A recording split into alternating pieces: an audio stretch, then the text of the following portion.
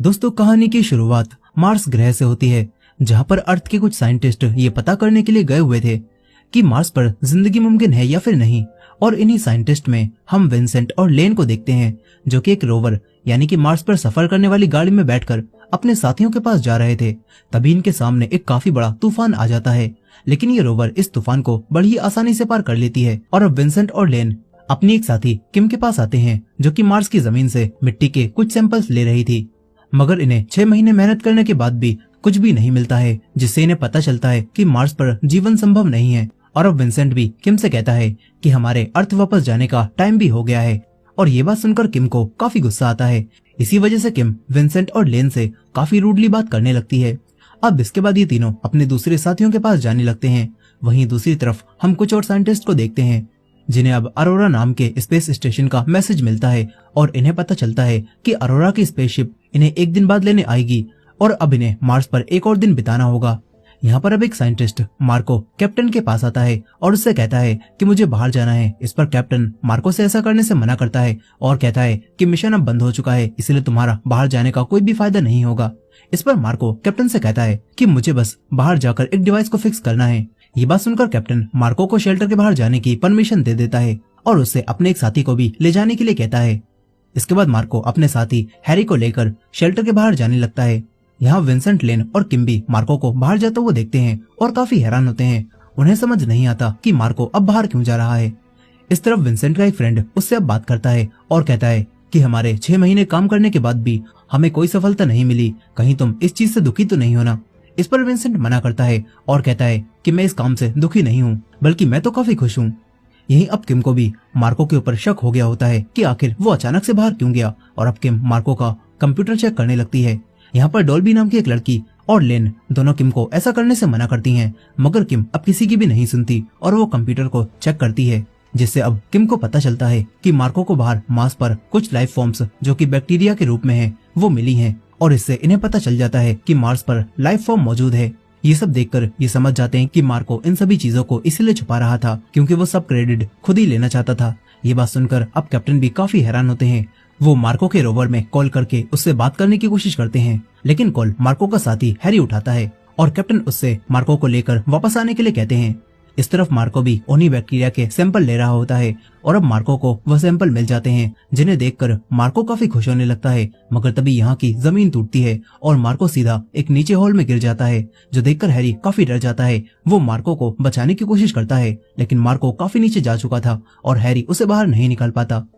यहाँ पर बाकी सभी लोग भी अब यहाँ आ जाते हैं और डॉल्बी यहाँ आते ही हैरी पर गुस्सा करने लगती है और कहती है कि तुमने मार्को को बचाने के लिए कुछ क्यों नहीं किया। यहाँ पर हैरी सभी को बताता है कि मैंने बहुत कोशिश की थी, लेकिन मैं मार्को को नहीं बचा पाया।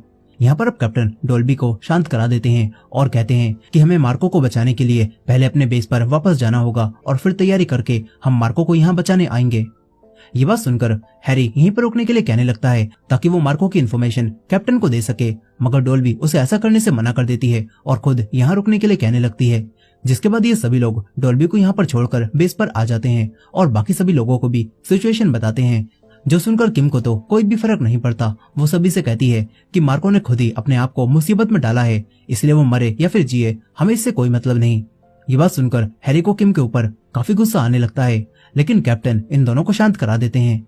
फिर ये लोग अरोरा स्टेशन से बात करते हैं और उनसे मदद मांगते हैं। इस पर वो लोग कैप्टन से कहते हैं कि हमारे आने तक तुम खुद ही मार्को को बाहर निकालने की कोशिश करते रहो और अगर वो मर भी गया तो उसकी बॉडी को मार्स से ले आना, तभी हम मार्को की इस खोज के बारे में दुनिया को बताएंगे। यही अब एक साइंटिस्ट कैप्टन से कहता है कि हमें किम को अपने साथ नहीं ले जाना चाहिए क्योंकि उसका बिहेवियर काफी खराब है और उसे अपने साथ ले जाना काफी रिस्की हो सकता है।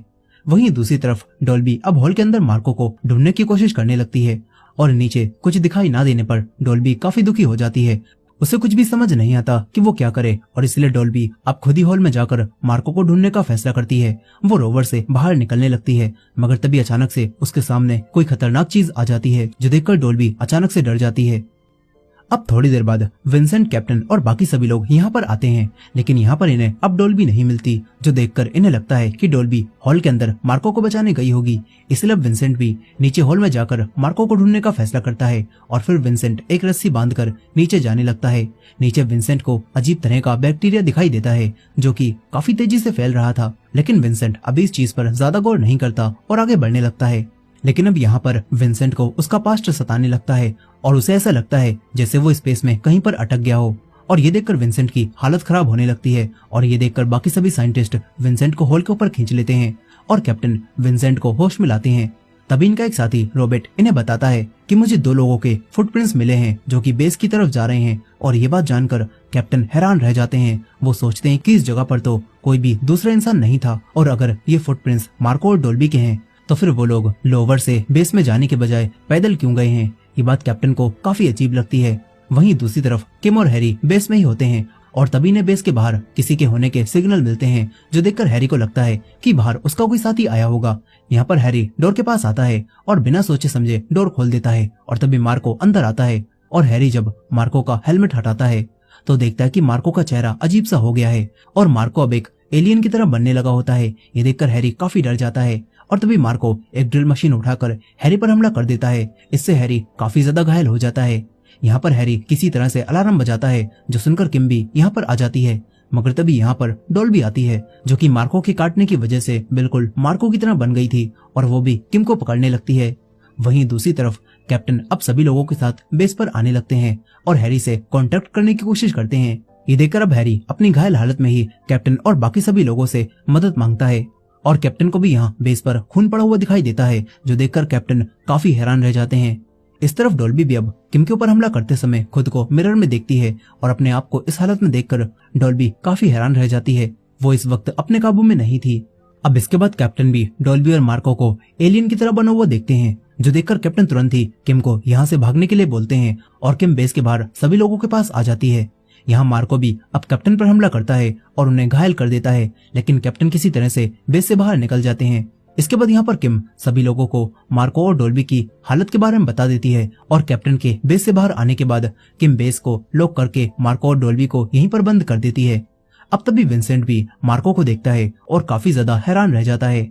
इसके बाद सभी लोग घायल कैप्टन को लेकर दूसरे बेस पर आ जाते हैं और उनका सूट उतारकर कैप्टन की चोट को देखते हैं, जो कि काफी ज्यादा गहरी थी। और यहाँ पर डॉल्बी, जो कि एक डॉक्टर थी, वो पहले ही एलियन की तरह बन चुकी थी, इसीलिए अब कैप्टन का इलाज करने वाला कोई भी नहीं बचा होता। यहाँ पर लेन, जिसे थोड़ी बहुत ड्रेसिंग करना आती थी, वो भी कैप्टन की चोट को देखकर काफी घबरा जाती है और विंसेंट से कहती है कि मैं कैप्टन का इलाज नहीं कर पाऊंगी।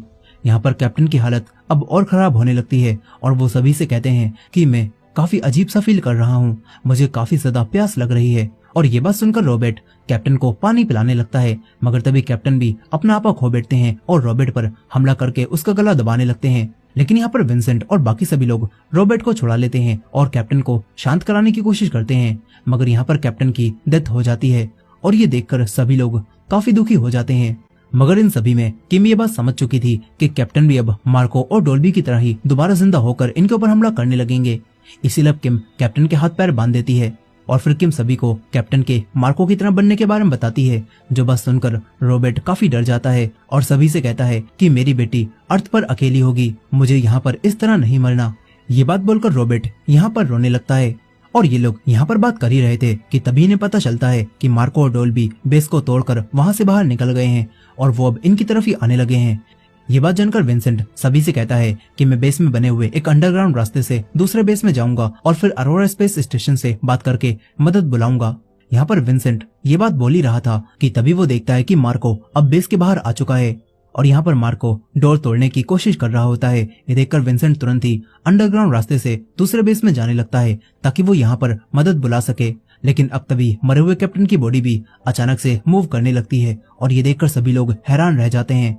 वहीं विंसेंट भी अब दूसरे बेस में जाने लगता है और इस तरफ लेन और बाकी सभी लोग कैप्टन का ब्लड सैंपल लेकर उसे चेक करने लगते हैं, जिसके अंदर इन्हें एक अजीब सा वायरस मिलता है, जो देखकर ये लोग समझ जाते हैं कि कैप्टन मार्को और डॉल्बी की ऐसी हालत इसी वायरस की वजह से हुई है, जो कि शायद उसी लाइफ फॉर्म बैक्टीरिया से फैला होगा जिसे मार्को ने ढूंढा था।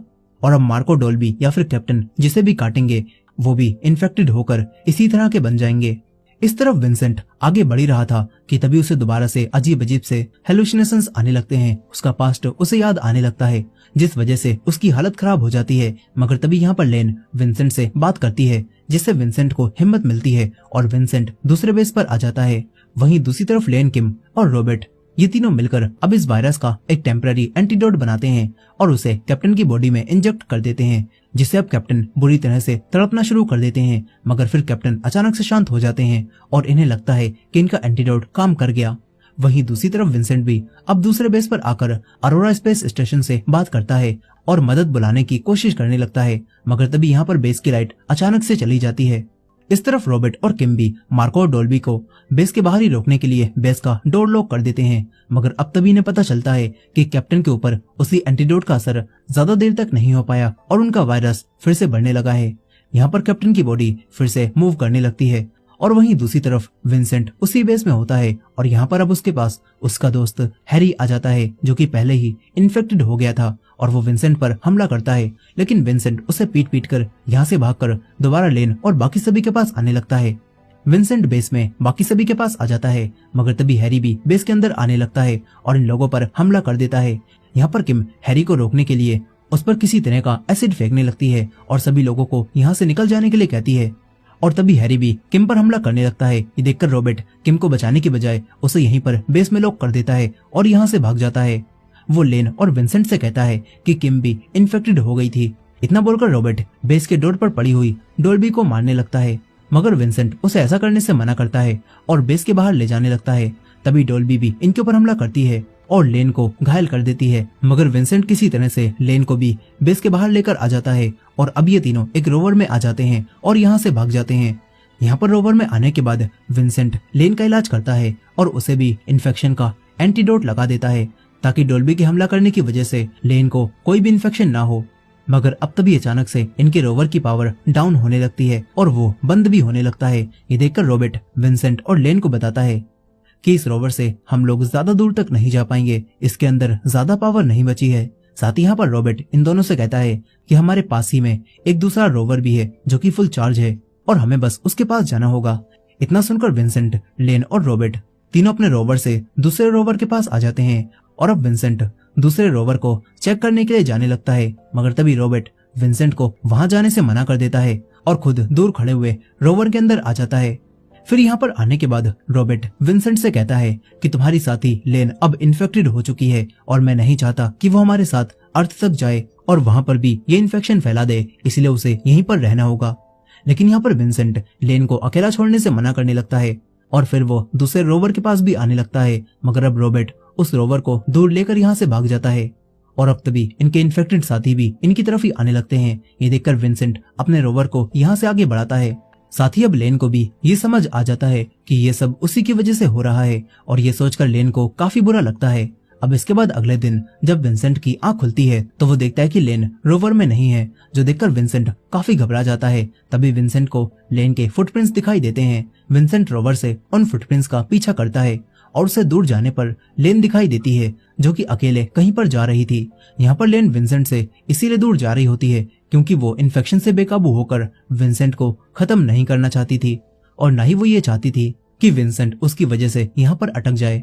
अब यहाँ पर विंसेंट लेन को देखकर उसे रोकने की कोशिश भी करता है, मगर लेन यहाँ विंसेंट की कोई भी बात नहीं सुनती और आगे बढ़ती रहती है। ये देखकर विंसेंट रोवर से उतरकर लेन के पास आने लगता है, मगर यहाँ पर लेन विंसेंट को खुद से बचाने के लिए अपना हेलमेट उतार देती है और अब ऑक्सीजन ना मिलने की वजह से वो मरने लगती है। विंसेंट लेन को हेलमेट पहनाने की कोशिश करता है, मगर लेन ऐसा नहीं करती और यहाँ पर मर जाती है।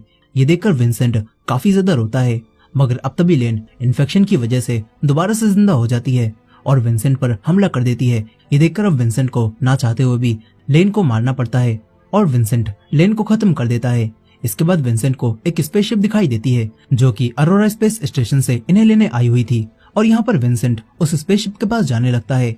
विंसेंट देखता है कि उसके इन्फेक्टेड साथी पहले ही वहां पर पहुंच चुके हैं और वो लोग स्पेसशिप की तरफ बढ़ रहे हैं। यहाँ विंसेंट स्पेसशिप के पायलट से बात करता है और उन्हें अपने साथियों के बारे में बताता है ताकि वो पायलट विंसेंट के इन्फेक्टेड साथियों से बचकर यहाँ से निकल सके। मगर ज्यादा दूर होने की वजह से विंसेंट उन पायलट से ठीक से बात नहीं कर पाता और तभी विंसेंट को उन पायलट्स की चिल्लाने की आवाज आती है जिनसे विंसेंट समझ जाता है कि उसके साथियों ने पायलट्स को भी मार दिया। और अब स्पेसशिप के पास आने पर विंसेंट को उन्हीं पायलट्स की डेड बॉडी दिखाई देती है। इसके बाद विंसेंट स्पेसशिप के अंदर आ जाता है, जहाँ पर अब बस उसे अपना साथी रॉबर्ट ही दिखाई देता है, जो कि घायल बैठा हुआ था और वो खुद भी इन्फेक्टेड हो चुका था। यहाँ रॉबर्ट अब विंसेंट से कहता है कि मैं बस अर्थ पर जाकर एक बार अपनी बेटी को गुड बाय बोलना चाहता हूँ। इस पर विंसेंट रॉबर्ट से कहता है कि अब तुम अर्थ पर नहीं जा सकते क्योंकि तुम भी इन्फेक्टेड हो चुके हो और मैं इस इन्फेक्शन को अर्थ पर नहीं ले जा सकता। ये बात सुनकर रॉबर्ट को गुस्सा आता है। वो विंसेंट पर हमला कर देता है और एक चाकू को विंसेंट के हेलमेट में घुसा देता है और शिप को भी स्पेस में ले जाने लगता है। ये देखकर विंसेंट भी रॉबर्ट पर हमला करता है ताकि रॉबर्ट अर्थ पर ना पहुंच पाए। और यहाँ पर विंसेंट रॉबर्ट को काफी बुरा पीटता है और उसे शिप से बाहर स्पेस में फेंक देता है।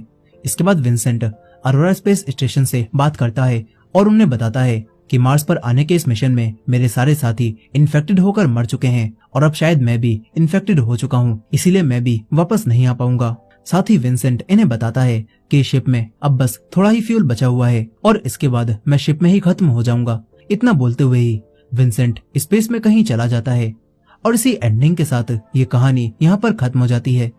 दोस्तों, आपको ये मूवी कैसी लगी कमेंट करके जरूर बताइएगा और ये वीडियो पसंद आई हो तो वीडियो को लाइक करके हमारे चैनल को भी सब्सक्राइब करना मत भूलिएगा। मिलते हैं नेक्स्ट वीडियो में।